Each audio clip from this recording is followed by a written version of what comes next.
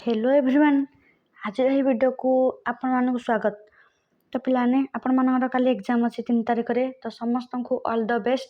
आपण मानकर एग्जाम बहुत ही भल हम पिलाने जी मुझे क्लास करची आपण मैंने जब से प्राक्ट कर आपण मानक एग्जाम बहुत ही भल हम। और जो मैंने आम चैनल को सब्सक्राइब करना तो पिलाने आम चैनल को सब्सक्राइब रखु। आपण मन बहुत हेल्पफुल वीडियो आम आणुचु।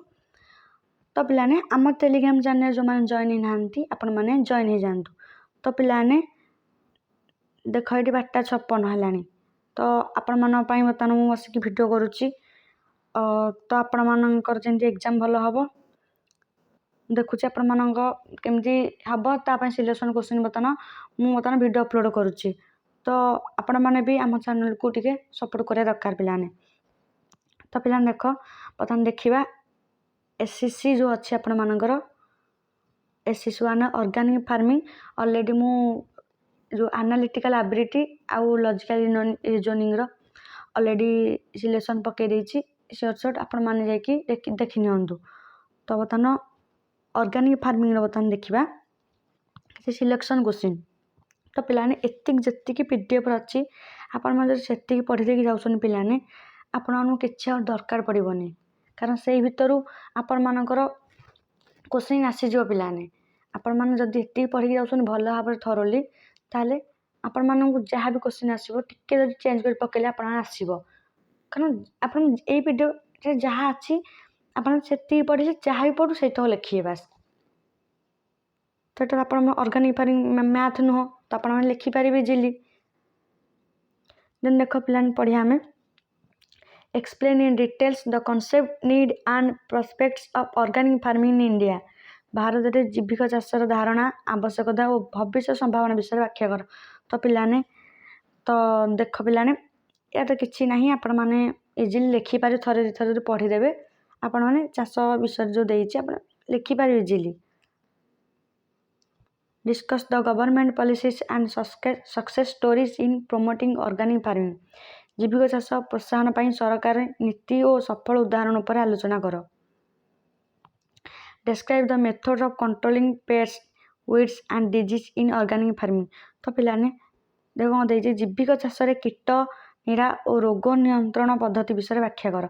तो पिलाने जदि एक्जाक्टली कौन यही क्वेश्चन आसो मान अच्छी तो पिलाने किसी से बुले देकी पकई पारे। तो देख जो कंट्रोलिंग पेस्ट कीवर्ड देखिए वीड्स डिजीज या मेथड आपण मैंने जो पढ़ी आंसर जो हेमिटा क्वेश्चन आसिला आपण मानकर तार आंसर आपण मैंने से लिखिपारे।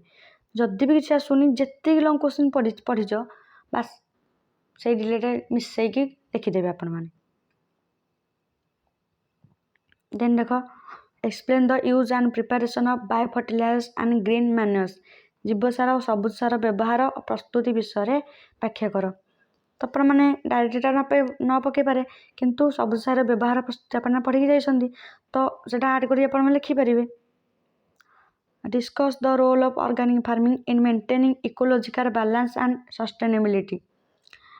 परिवेश समता और टिके उन्नति रखियारे जीविका चाषर भूमिका विषय आलोचना। से पिला देख कौन कहला ना ऑर्गेनिक फार्मिंग कौन रोल अच्छी कौटी ना इकोलॉजिकल बैलेंस और सस्टेनेबिलिटी मेंटेनिंग रे ऑर्गेनिक फार्मिंग कौन रोल अच्छी। देन पिला माने describe plant based bio formulation used for pest and disease management. Pest आउ डिजीज मैनेज एमिटा क्वेश्चन आसिले आपण माने यही जो आंसर पढ़ी आपण माने ताकू लिखिबे। Explain the barriers and possible solution in the implementation of organic farming. जीविका चाष प्रयोग करथिबा बाधा और संभाव्य समाधान विषय व्याख्या कर। Written and essay on marketing and export potential of organic products। Then describe global status and importance of organic farming। Next explain biological method for pest and disease control with examples। तो पिलाने 5 mark question देखिबा जोरा कि आपण मन पे बहुत important. तो पिलाने निहाती आपण मानकर एही भीतर आपण मन क्वेश्चन आसीजो केमिति कोन क्वेश्चन पढुची आपण मानकु अलगा यूनिवर्सिटी रो मु आनी कि देखैतिली केमिति कोन पढुची। तो पिला देख निहाती आपण मैंने क्वेश्चन आसब ये आपण मैंने निहाती तो पढ़ी जातु जदि पिला न आसला किसी भी छाड़िया दरकार ना जी पीडीएफ आप पढ़ी थे से बास लिखिकी आसवे जी कहे आप से कर आप भल मार्क रही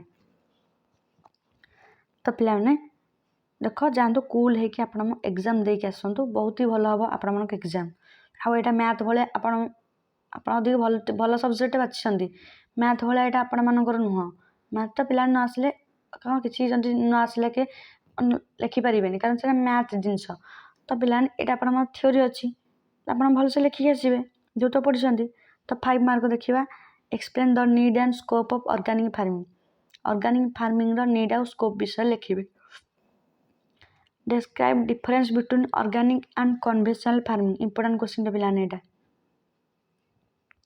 then पिला माने discuss permaculture and biodynamic farming practices write a note on biological status of organic farming describe the perspective of organic farming in Odisha निहती पिलाने आपण कीवर्ड पर्सपेक्टिव कीवर्ड को आपण मैंने टार्गेट करूँ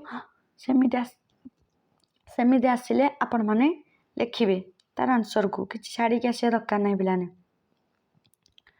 discuss government initiative for promoting organic farming in India explain the method of preparation green manners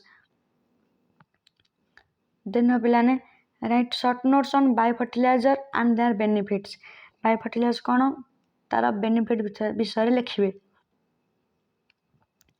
explain nutrient management in organic farming then पिलाने discuss the advantages and limitation of bio fertilisers advantages और limitation आपण माने लिखिए describe biological pest and disease management method important question पिलाने यहाँ important आपण मन बस मुझे कहूँ पिलाने क्वेश्चन ये आसो किसी गारंटी नहीं पिलाने बस ये टॉपिक गुरा आपण मानक आसीज पिलाने किसी छाड़ी आस रखें यही भितर आपण मानकर आसिले लिखिदेवे पिलाने क्वेश्चन टिके आप बुले पकईदे आप छाड़ी आसबे देन देख पिला माने role of neem based formulation then discuss the impact of organic farming on biodiversity and ecology then देखिबा advantages and barriers of organic farming important पिलाने एटा write a short note on marketing and export potential of organic products then देख पिलाने 2 mark देखिबा organic farming कौन define bio fertilisers green manures कौन मान सबुज सार mention 2 advantages of organic farming दुटा एडवांटेजेस आपण मान लिखिबे what is the need of organic farming need कौन अच्छी difference between organic and conventional farming important question पिला माने what is permaculture then biodynamic farming then देखिबा डिफाइन वीड मैनेजमेंट आपण कौन आपण माने डिफाइन करेंगे define disease management then define insect management then what are neem based formulation mention 2 government scheme promoting organic farming then write 2 examples of bio fertiliser दुटा example देवे what are bio formulation then what is nutrient management mention 2 limitation of organic farming then देखो पिलाने what are biological pest control methods